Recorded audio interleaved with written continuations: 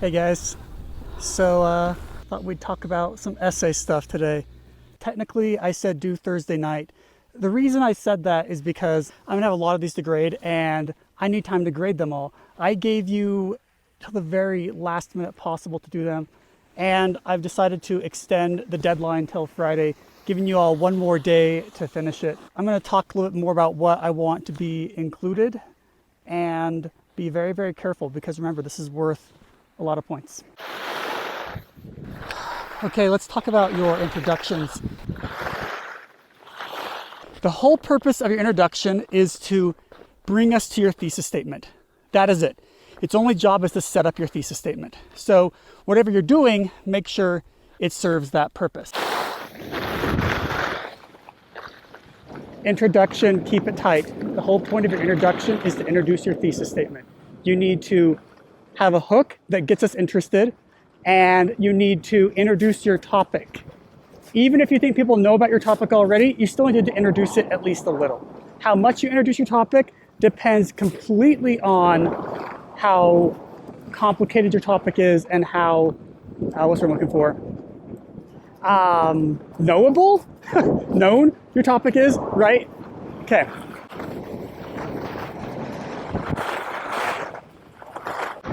Keep your thesis statement specific, make it really, really good. There's a whole assignment about thesis statements that we did a while ago. Make sure you go over that completely. I grade thesis statements really harder than probably most teachers do. And the first thing I do when I read your essay is look at your thesis statement. So make sure it's really, really good. Your thesis statement is the anchor to the whole essay. Let me put it this way. If your thesis statement's bad, then you're already in a hole and it will be hard to dig yourself out. If you had a really, really good essay that doesn't have a thesis statement, I can't give you credit for writing a good essay because there's no thesis statement that governs it or guides it. Does that make sense? It's like in pool when you have to call your shots. If you're playing pool and you don't call your shots, you might make a really fancy shot, but it won't count unless you call it. You have to call your shots in writing an essay, and that's what your thesis statement does. That's my metaphor. Let's talk about body paragraphs. I pretty much grade these essays structurally. I don't really grade them on what you're saying. That's like a little secret I'm telling you right now. It matters less what you say and it matters more the structure of how you say it. The whole point of this class is for you to become familiar with the structure of writing. So I am going to grade it very harshly on structure. Keep that in mind. Body paragraphs. Make sure you have a topic sentence. A topic sentence is a short, simple sentence that sets up the main idea of the paragraph. For example, first, we're going to talk about bunnies. That's it. It just tells me what the paragraph is going to be about. You have to do that every single paragraph. Basically, your topic sentences are your outline. Think of each point in your outline, and there should be a topic sentence for each of those points. After your topic sentence, make sure that you set up any evidence that you might be using. Here's the wrong way to set up a quote. There's a quote from Nephi that says that I will go and do the things the Lord commands. That's the wrong way to set up a quote. Here's the right way to set up a quote. The Lord commanded Nephi to build a boat.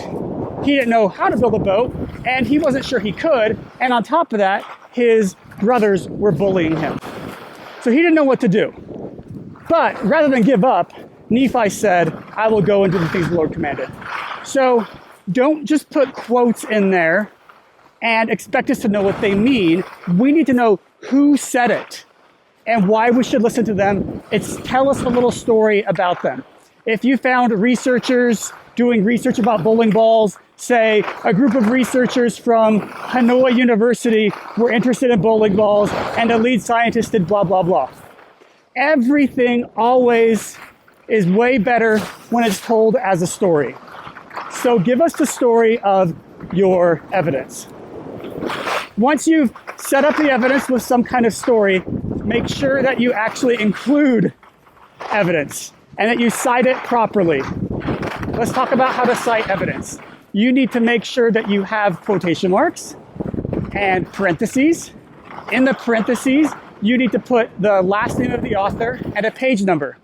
If there is no page number because it's a website or something like that, then you just put the author's name. If there's no author's name because you got it from an organization's website, then you put the name of the organization in the parentheses. Even if you are in your sentence telling us the name of the person, or in that paragraph telling us the name of the people who wrote that quote, you still need the parenthetical citation. You still need a name in parentheses, okay? Always, if you have a quote there, you need a parentheses all the time. And the way it goes is blah, blah, blah, blah, blah. That's the thing you're quoting. Quotation mark, parenthesis, name, parenthesis, period. The period goes after the parentheses, people, not before. All right. And then make sure that you explain the quote. Now, people have said that they don't really know what to do to explain the quote. There's a couple things you can do. Well, let me put it this way. You need to make sure it's obvious to me why you chose that quote. My job when I read your essay is not to think. Your job is to think when you're writing the essay. But when I'm reading your essay, I am not going to think, oh, I wonder how that connects, or I wonder why. Something might seem obvious to you, but it's not obvious to me. Really explain to me why you chose that quote. Explain to me how that quote is different from another quote. Even if you think it's so obvious, like this guy says that bowling balls are good, that guy says that bowling balls are bad, and the quotes straight up say that, you need to explain that. Like, go overboard with the explanation, because you can always cut it out.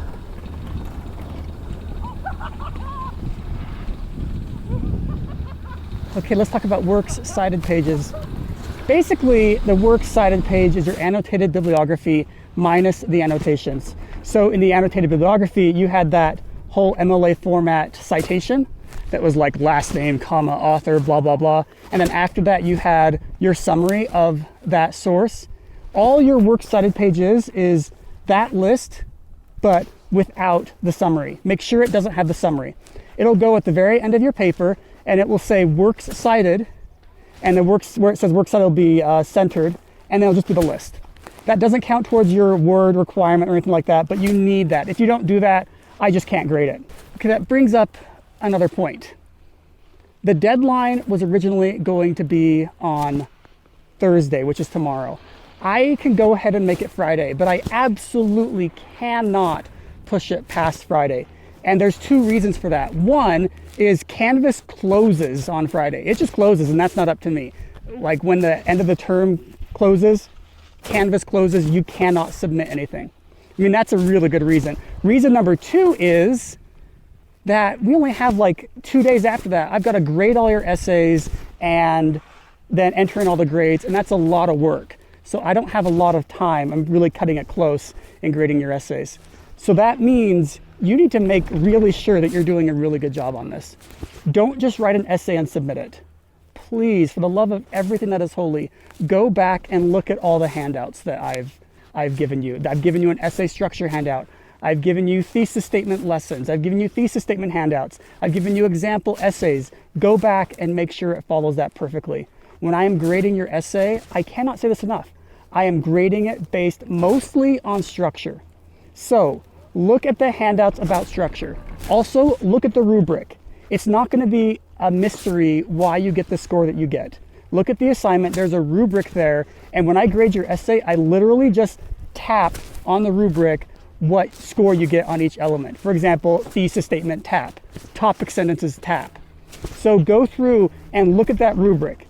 If you have a friend or a sister that's smart, have them look at the rubric and grade your essay. This is huge, you guys. This essay is worth half of your grade. That's a lot. And I'm worried that some of you aren't taking that seriously enough.